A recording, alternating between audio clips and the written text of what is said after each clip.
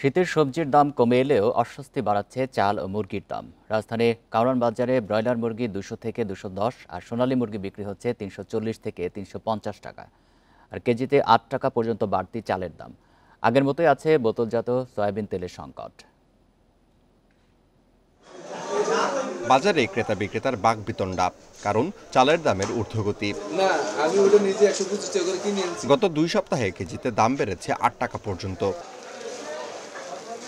নাজির শাল 76 থেকে 85 টাকা, মিনিকেট 74 থেকে 78 টাকা কেজি। মোটা চালের জন্য গুনতে হচ্ছে 62 টাকা পর্যন্ত। আর এই জন্য মিলারদের দুষছেন বিক্রেতারা।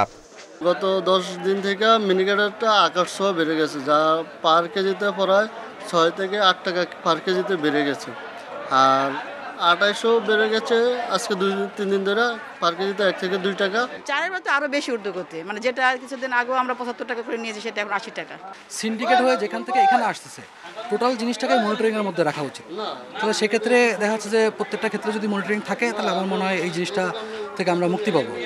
বছরের শেষ সপ্তাহে চাহিদা বাড়ায় সংকটের অজুহাতে বাড়ানো হয়েছে মুরগির দাম।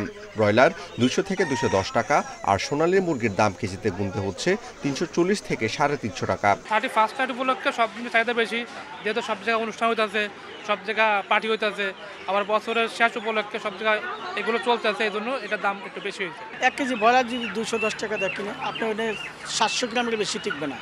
আপনি 3 জন মানুষ খাইলে শেষ, তাহলে একজন মানুষের দিনে ইনকাম কত?